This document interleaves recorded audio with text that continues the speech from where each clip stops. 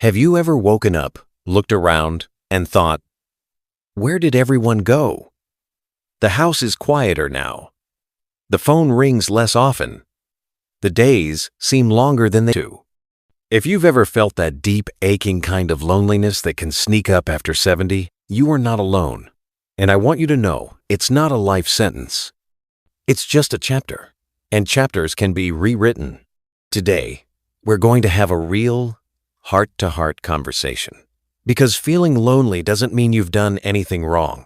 Life simply changes. Children grow up, friends move away, or sometimes health issues make it harder to get out like you used to. But here's the beautiful truth. Even after 70, there are simple daily practices that can bring peace back into your mornings, joy back into your afternoons, and connection back into your evenings. In this video, we'll explore 6 powerful yet gentle habits you can start weaving into your day. These aren't complicated. You don't need to buy anything fancy or completely change who you are.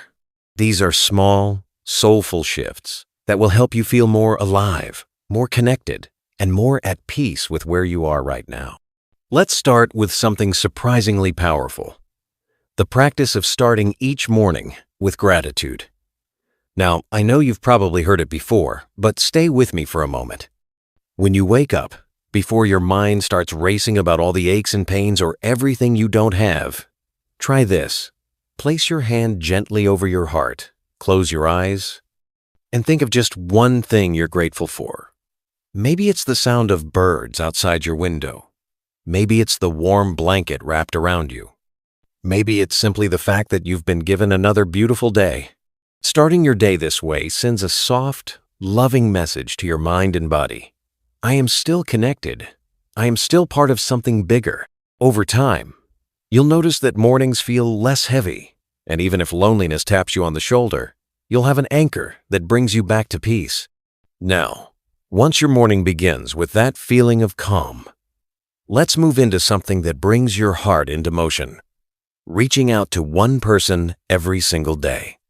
It could be a simple text message, a short phone call, a handwritten letter, or even a quick wave to a neighbor as you water the plants. The goal isn't to wait for someone to call you. It's to take the gentle, powerful step of reaching out yourself. Think of it like watering a little garden.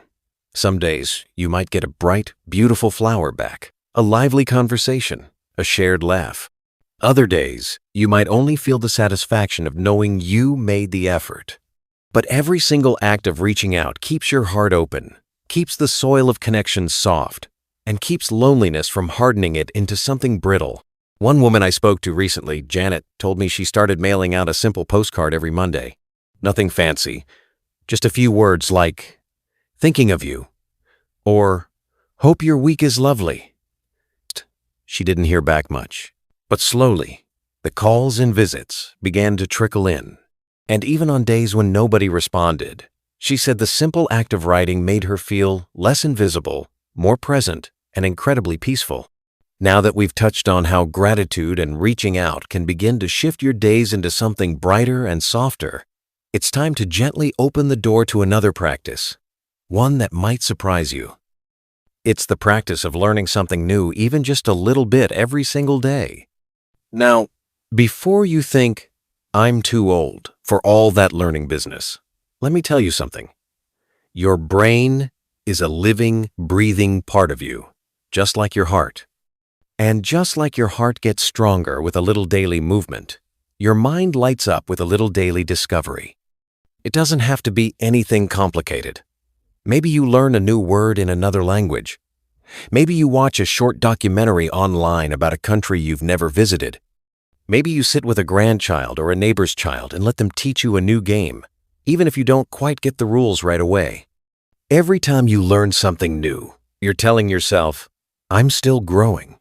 I'm still curious. I'm still very much alive."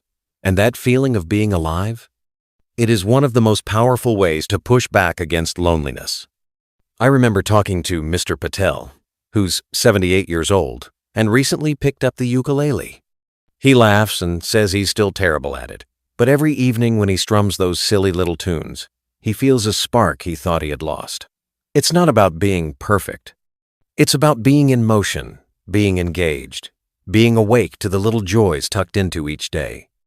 And speaking of joy, this brings us to another simple but life-changing practice, spending a few minutes each day outside. Now, you might be thinking, I don't have a big garden, or my knees don't let me walk very far. That's okay. Even sitting by a window with the sun on your face counts. Even stepping outside for a few minutes to breathe in the fresh air can shift your whole mood. Nature has a way of reminding us that we're connected to something bigger, the sky above us, the breeze on our skin, the birds singing their songs without a care in the world. It's a kind of silent companionship that wraps around you without asking anything in return. If you can manage a short walk, wonderful. If not, simply being present with the outside world, even for a few minutes, can fill the empty spaces inside your heart with a quiet, steady kind of peace. Sometimes, when you're feeling lonely, it's easy to get stuck in your own four walls, physically and emotionally. But stepping outside, even briefly, breaks that pattern. It opens the door, literally and metaphorically, to new feelings, new thoughts, and sometimes even new friendships. I've heard so many lovely stories of people meeting neighbors during their little daily walks, striking up conversations over garden fences, or simply exchanging a smile with a passerby that brightened the whole day. Now that we've talked about gratitude, reaching out, learning something new, and connecting with nature, you might already feel a little lighter, a little more hopeful. These practices aren't magic spells. They're more like gentle, loving invitations you send out to the world each day. And little by little, the world starts answering back. There's another beautiful practice that ties everything together, like a soft ribbon around a gift. It's one that brings meaning, joy, and a deep sense of connection, not just to others, but to yourself. It's the practice of giving not big, dramatic gestures, but small, heartfelt acts of kindness. You see, when we give, even in tiny ways, we're reminded that we still have so much to offer, that we matter, that the world is just a little bit better because we're here. Giving might look like baking a batch of cookies and dropping them off for a neighbor.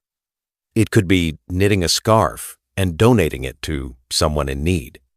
It might even be offering a listening ear to a friend who's having a rough day. You don't need a full calendar of volunteering commitments unless you want that. Sometimes, the simplest gift is your time, your smile, or your presence. I remember meeting a gentleman named Robert, who started something called the 2 smiles a day rule. His goal was simple. Each day, he would try to make 2 people smile. Sometimes it was complimenting the cashier at the grocery store. Sometimes it was telling a funny story to someone sitting alone at the park.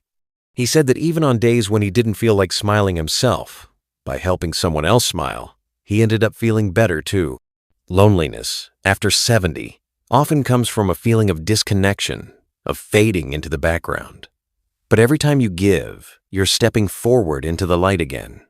You're reminding yourself and everyone around you that your presence is still a beautiful, needed part of this world. And now, to weave all these practices into a warm, comforting daily rhythm, there's one more thing you can gently invite into your life.